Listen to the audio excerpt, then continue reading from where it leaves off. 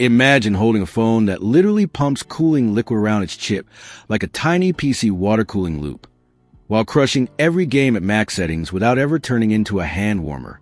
Yeah, the RedMagic 11 Pro is the first production smartphone with actual flowing liquid cooling, and trust me, it's an absolute game changer. Alright, let's dive in. I've been daily driving the Sub-Zero Silver version for the last couple weeks, and honestly, this thing feels like it came from 2028. Flat back, no camera bump, transparent windows showing off that blue coolant looping around, RGB accents that actually look classy instead of gamer bro cringe. It's different in the best way possible. In a sea of black slabs, this phone turns heads. I had random people on the train asking, "What the hell is that?" Let's start with the design because, dude, this phone looks like nothing else on the market right now. I've got the Sub-Zero Silver Edition here, the one with the fully transparent back. No ugly camera bump. Completely flat glass on both sides. And right in the center, you can see this electric blue coolant literally flowing in a loop around the chip. It's mesmerizing. Under the glass, there's polished metal, the Edge Snapdragon logo, the spinning turbofan, the RedMagic RGB logo that glows subtly. It's cyberpunk without being cringe. You got 3 colors: Cryo, the stealth matte black one that looks almost normal, Night Freeze black transparent, and this Sub-Zero metallic silver. The RGB lighting on the fan, the shoulder triggers, and the logo is actually tasteful. Soft glows, fully customizable, nothing like the rainbow vomit on older gaming phones. Around the flat aluminum frame, there's a red physical slider that instantly launches game space, but I reprogrammed mine to open the camera. Super handy. Volume rocker, power button with Gemini long press, and, get this, a proper 3.5mm headphone jack on top. In 2025, wired low-latency audio for competitive gaming? Yes, please. The box is honestly luxurious for price. 80-watt charger, nice USB-C cable, a soft semi-transparent case, and a pre-applied screen protector. Zero extra shopping needed on day one. Now flip it over and boom. 6.85-inch uninterrupted OLED beauty. No notch. No punch hole, because the selfie camera is hidden under the display. Resolution is 1216 x 2688, 431 ppi. BOE's new X10 material that pushes peak brightness to a ridiculous 2211 nits in bright sunlight. I tested outdoors and had zero issues. Refresh rate dynamically goes 1 to 120 Hz for battery saving, but jumps to 144 Hz the second you fire up a supported game. Touch sampling? Insane 2400 Hz instant touch plus 520 Hz shoulder triggers that feel like actual console L2 or R2 buttons. Haptics are sharp and precise too. Every tap feels premium. Biometrics. Upgraded ultrasonic fingerprint sensor that's fast and works even with wet fingers. Face unlock exists, but it's just the under-display camera, so not super secure. Stick to fingerprint. Camera section. Let's get the elephant out of the room. If you're buying this purely for photography, stop right now and go get a Pixel 10 Pro or Galaxy S25 Ultra. This is a gaming phone and the camera is functional. 2 50-megapixel sensors on the back. Main with a decent 1 per 1.55-inch sensor and OIS and an ultra-wide, no telephoto lens. So anything past 2x is digital zoom and looks soft and processed. In daylight, the main camera gives pleasant natural colors with good detail. Ultra-wide matches the tone nicely. Low light, it holds up okay but gets noisy fast. Video maxes out at 8K but honestly shoot 4K 60 frames per second. It's stable.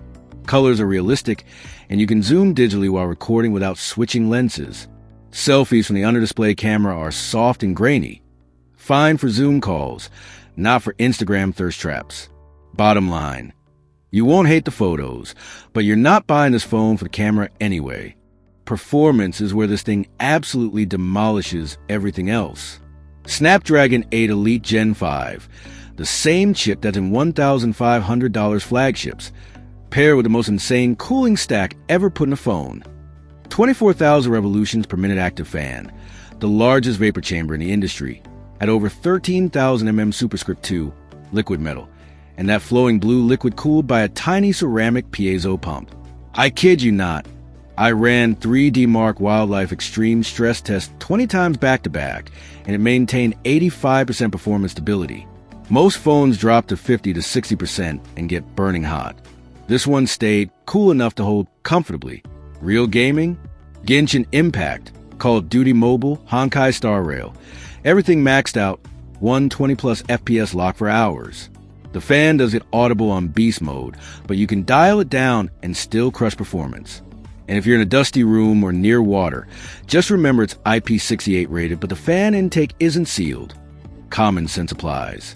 Storage options go nuts. Starts at 12 gigabytes RAM plus 256 gigabytes, up to an absurd 24 gigabytes RAM plus 1 terabyte. I've got the 16 per 512 version, and it flies. Software is RedMagic OS 11 based on Android 16. Surprisingly clean, almost stock-like outside of gaming stuff. Game space is fantastic. Per game performance profiles, frame rate overlays, macro plugins. Even a cute anime assistant called Mora that actually helps with tips.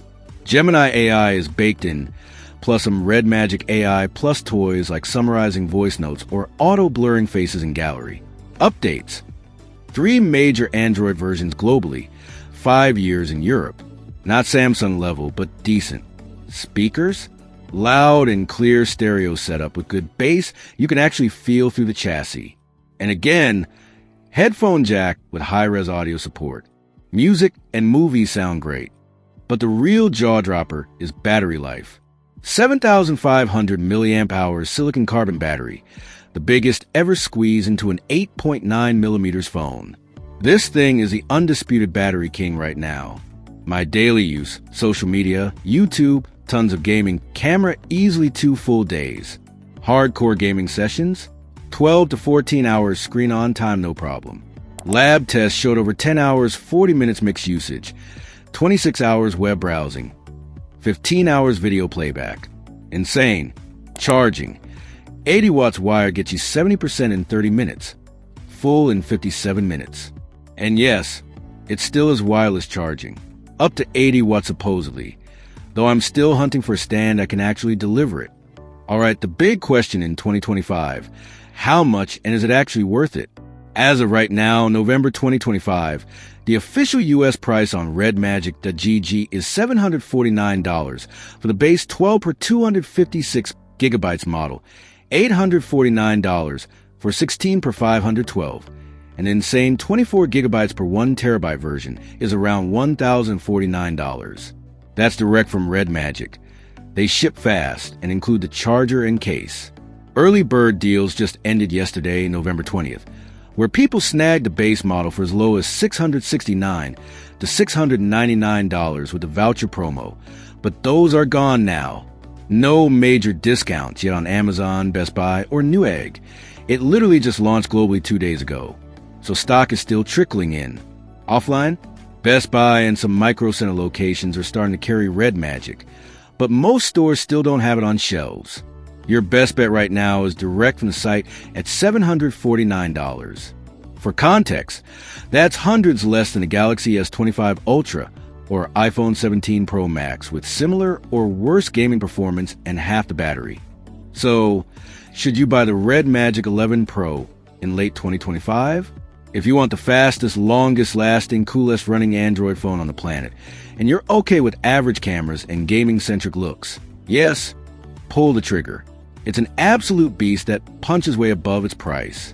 If you need top-tier cameras, seamless 5 to 7 year updates, or something that blends in at a board meeting, maybe wait for Galaxy S26 or grab a Pixel 10 Pro. For me, I'm keeping it as my daily gamer. Nothing else feels as exciting to pick up every day. 8.3 out of 10. Easily one of the most fun phones of the year. What do you think? Would you rock the transparent liquid cooled look? Or is it too extra? Drop a comment. Smash like if this helped, and subscribe for more real-world reviews. Catch you in the next one.